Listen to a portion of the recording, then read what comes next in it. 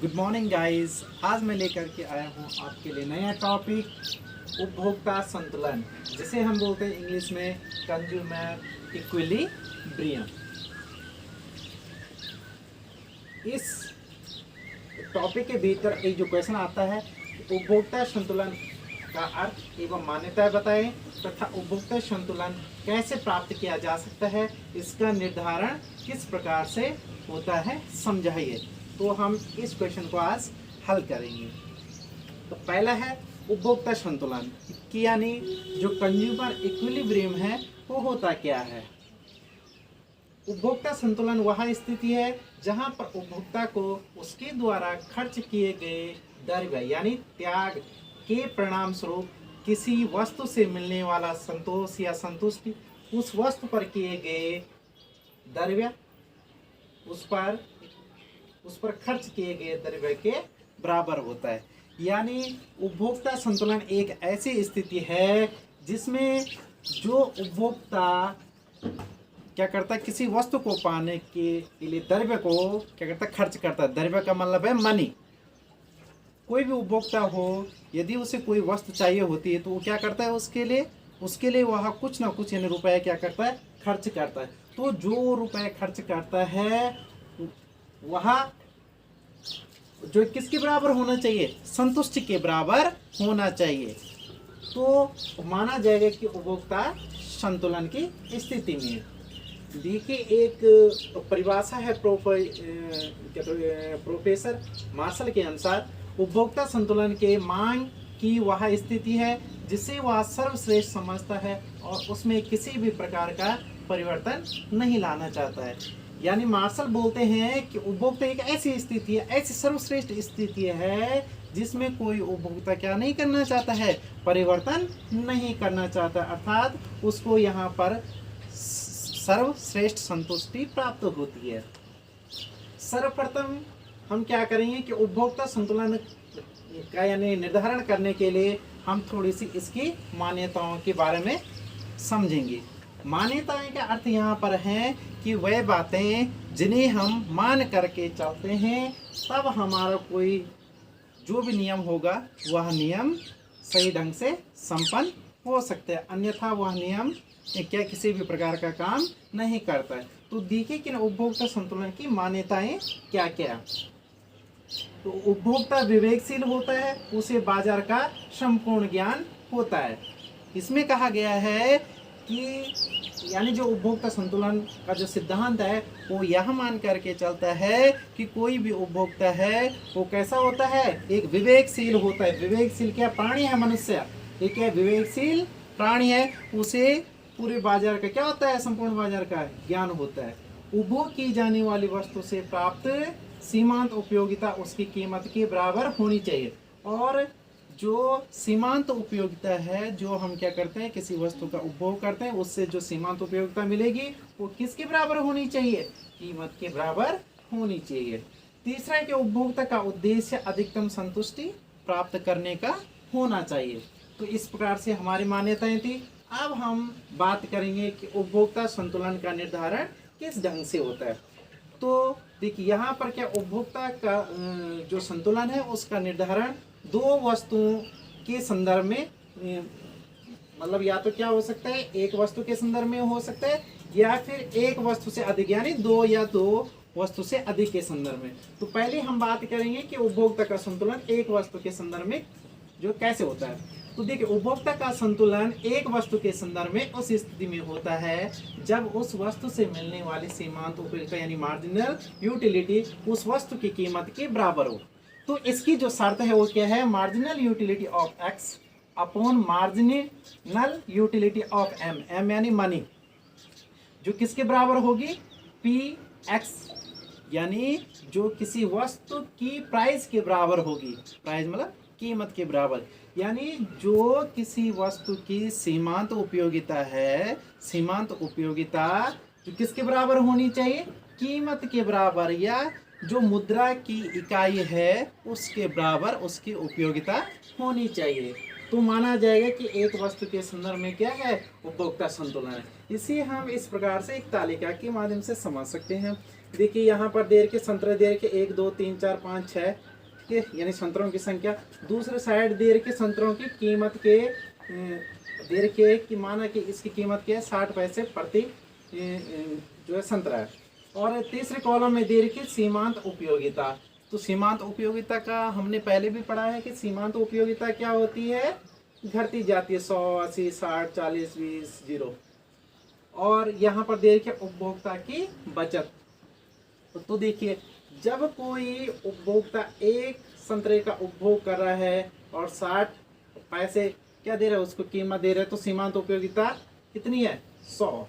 जब जब 2 इकाई का उपयोग कर रहा है तो सीमांत उपयोगिता 80 है। देखो 3 पर क्या है कीमत कितनी है 60 पैसे, और यहाँ पर क्या है सीमांत उपयोगिता भी कितनी है 60 है। और जो उपभोक्ता की बचत है वो क्या है 0 है। तो एक ऐसी स्थिति है जहां पर क्या हो रहा है कि कीमत और सीमांत उपयोगिता क्या है बराबर है। लेकिन यदि आप उससे ज्यादा इकाइयों का उपभोग करेंगे तो सीमांत उपयोगिता क्या हो रही है कम हो रही है, यानी कीमत की जो कंपैरिजन में कम हो रही है। इसी हम एक रेखा चित्र के माध्यम से भी समझ लेते हैं।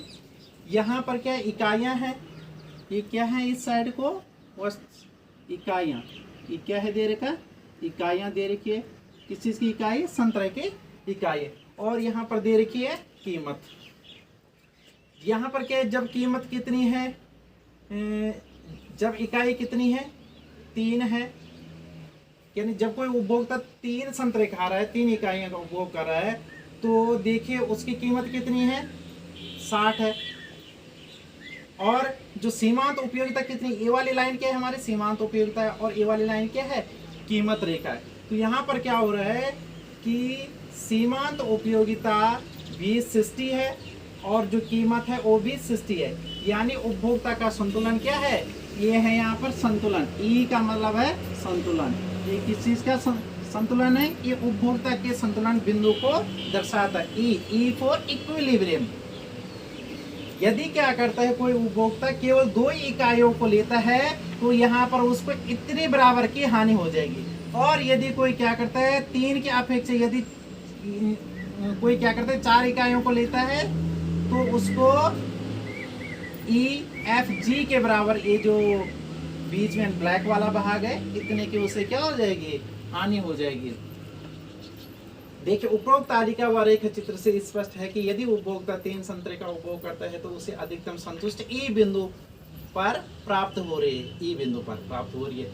लेकिन यदि वह केवल 2 ही संतरों का उपभोग करता है तो उसे CDE के बराबर हानि होगी। यहाँ देखिए CDE के बराबर क्या हो रही है उसको हानि हो रही है। तथा इसी प्रकार यदि वह 4 इकाइयों का उपभोग करेगा तो उसे EFG के बराबर हानि होगी। अब देखिए यदि अनेक वस्तुओं के संदर्भ में, यानी 2 या 2 से अधिक यदि वस्तुएं हो तो उसके संदर्भ में संतुलन कैसे ज्ञात करते। तो देखो कि अनेक वस्तुओं के संदर्भ में उपभोक्ता का संतुलन उस स्थिति में होगा जहां पर उसके लिए प्रत्येक वस्तु से मिलने वाली सीमांत उपयोगिता और कीमत का अनुपात समान होगा। यानी जितनी वो वस्तुएं का योग करता है तो प्रत्येक वस्तु से मिलने वाली जो सीमांत उपयोगिता है वह किसके बराबर होनी चाहिए, कीमत के बराबर होनी चाहिए। तो इसकी जो शर्त है उस शर्त को हम इस रूप में लिख सकते हैं कि marginal utility of A upon P A. इसका मतलब वो जो पहली वस्तु की यानी जो ए वस्तु है उसकी सीमांत उपयोगिता और जो ए वस्तु की कीमत है वह बराबर होनी चाहिए किसके, marginal utility of B upon P B. यानी वो किसकी होनी चाहिए, दूसरी वस्तु जो बी वस्तु है बी वस्तु की सीमांत उपयोगिता बटे बी वस्तु की कीमत के बराबर होनी चाहिए। इसी प्रकार से क्या होनी चाहिए कि marginal utility of C upon P C यानी प्राइस ऑफ सी के बराबर होनी चाहिए। तो हमारी कंडीशन ये हो जाएगी। इसे हम यूँ पढ़ते हैं सिंपली कि marginal utility of A upon price of A बराबर marginal utility of B upon क्या है price of B is equal to marginal utility of C upon price of सी।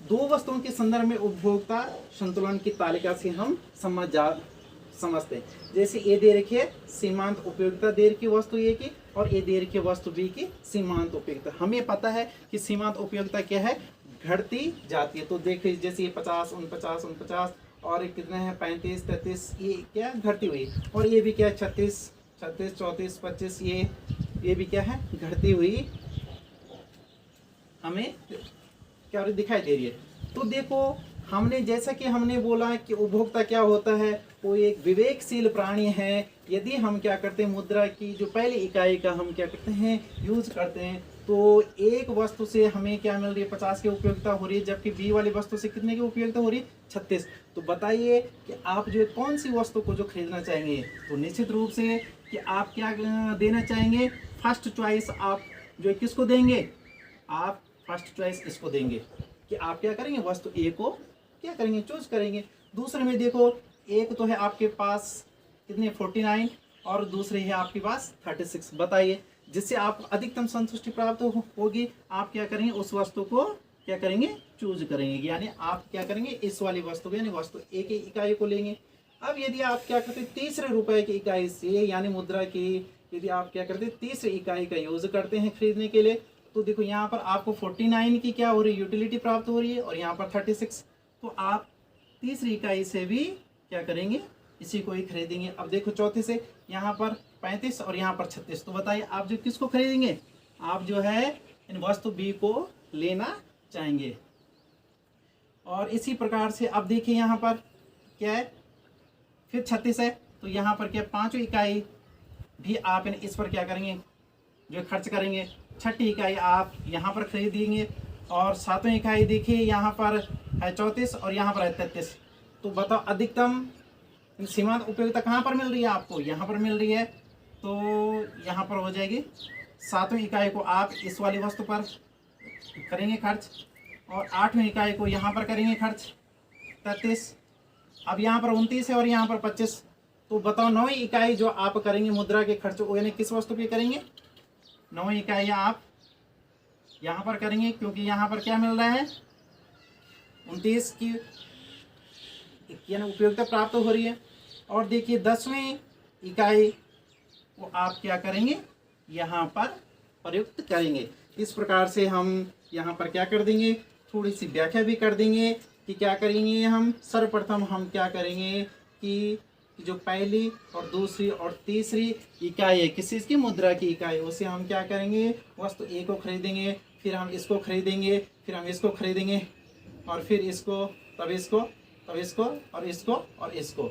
इस प्रकार से क्या होता है उपभोक्ता एक विवेकशील प्राणी होता है और उपभोक्ता का संतुलन उस स्थिति को माना जाएगा जब जो कि उसने कीमत क्या दी है यानी किसी दुकानदार को जो उसने कीमत दी है वह यानी उसका मूल्य और जो उसका संतुष्टि का स्तर है यदि वह बराबर हो जाता है। तो थैंक यू।